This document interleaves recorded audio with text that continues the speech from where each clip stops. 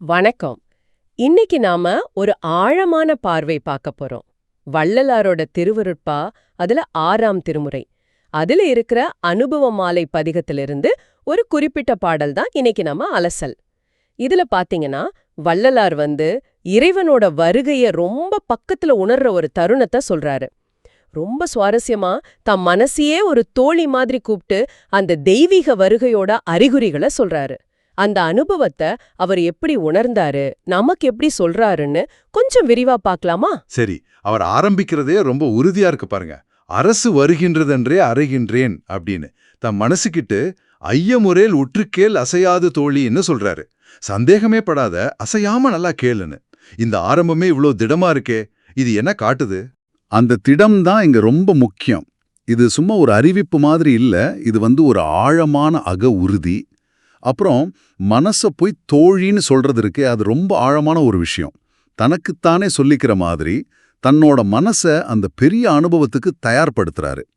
சந்தேகமே வேண்டாம், முழுசா கவனி அப்படின்னு ஒரு உள்நிலை தயார் நிலை இது. சரி சரி. அப்போ அந்த வருகைக்கு என்ன அறிகுறிகள் சொல்றாரு?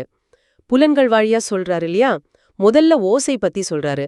முரசு, சங்கு, வீணை முதல் நாத ஒலி மிகவும் முழங்குவதுன்னு.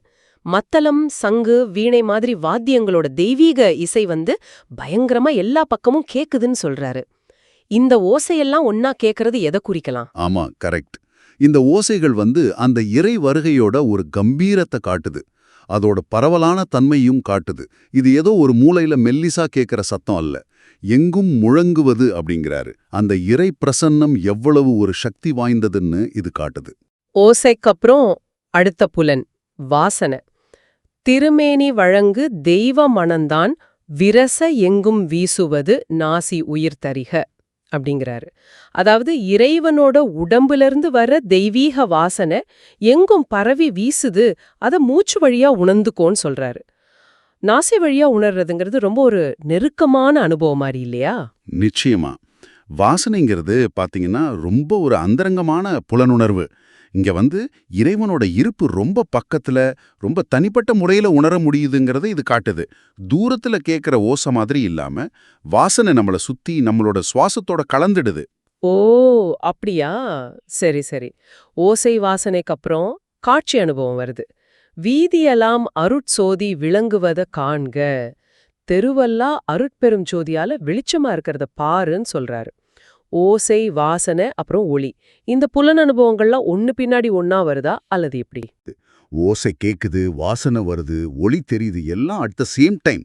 இது புலன்கள் தனித்தனியா வேலை செய்யறதில்ல. சொல்லப்போனா அந்த தெய்வீக இருப்புல முழுசா மூழ்கி போறது.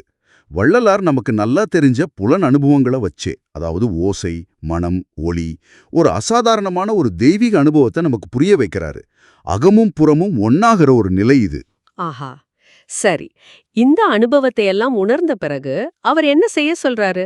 பரசி எதிர்கொள்ளுதும் நாம் கற்பூர விளக்கு பரிந்து எடுத்தென்னுடன் வருக தெரிந்தெடுத்து மகிழ்ந்தேன் முடிக்கிறாரு. அதாவது இறைவனை போற்றி வரவேற்போம், அன்போட கற்பூர விளக்கை எடுத்துக்கிட்டு சந்தோஷமா என் கூட வான்னு சொல்றாரு. இது வெறும் உணர்றது மட்டும் இல்ல, ஒரு செயலுக்கான அழைப்பு மாதிரி இருக்கே. மிகச் சரியான பார்வை. ஆமாம், கற்பூர விளக்குங்கிறது இங்க முக்கியம் பாருங்க. அது நம்மளோட வழிபாட்டுல தூய்மைக்கு, இருட்ட போக்குற ஒளிக்கு ஒரு சின்னம் தானே. இங்க வள்ளலார் பார்க்கிற அந்த பெரிய அருட்சோதிய இந்த சின்ன கற்பூர ஒளிய வச்சு வரவேற்கிற மாதிரி இருக்கு. உள்ளுக்குள்ள கண்ட ஒளிய வெளியில ஒரு சடங்கு மூலமா வரவேற்கிறாரு. இது அந்த அனுபவத்தை முழுமையாக்குற ஒரு செயல். ஆமா. அப்போ இந்த பாடல் வள்ளலாரோட இறை அனுபவத்தை புலன்கள் வழியா ரொம்ப தெளிவா சக்தி வாய்ந்ததா நமக்கு காட்டுது. இறை வருகையோட அறிகுறிகள், அதை எப்படி எதிர்கொள்ளணுங்கிற அந்த பக்தி செயல்பாடுன்னு ரொம்ப அழகா விரியுது. இது மாதிரி ஆன்மீக பாடல்களை நாம புரிஞ்சுக்க இது ஒரு வழிகாட்டுதலா இருக்குமா? நிச்சயமா இருக்கும். வள்ளலார் பாத்தீங்கன்னா ரொம்ப ஆழமான, ரொம்ப தனிப்பட்ட ஒரு அகநிகழ்வை எல்லாருக்கும் புரியுற மாதிரி நம்மோட புற உலக புலன்கள் வழியா விவரிக்கிறார். இது நம்மகிட்டே ஒரு கேள்வியை கேட்குது பாருங்க. நம்ம வாழ்க்கையில நமக்கு ஏற்படுற உள்ளுணர்வுகளையோ அல்லது சில முக்கியமான தருணங்களையோ நம்ம எப்படி உணர்றோம்? நமக்கான அந்த உள் அறிகுறிகள் என்னென்ன, அதை நம்ம கவனிக்கிறோமா? ஆமா, வள்ளலார் தம் மனசு கிட்ட சொல்ற மாதிரி எந்த சந்தேகமும் இல்லாம முழு கவனத்தோட ஐயமுறேல் உற்றுக்கேள்னு அந்த அறிகுறிகளை கவனிக்க சொல்றாரு. ஒருவேளை நாமோ நம்மளோட உள்ளுலகத்தோட அந்த சிக்னல்ஸ அதே மாதிரி ஒரு கவனத்தோட ஒரு திறந்த மனசோட பார்த்தா எதை உணர முடியும்? இது நீங்க கொஞ்சம் சிந்திச்சு பார்க்க வேண்டிய ஒரு விஷயம்.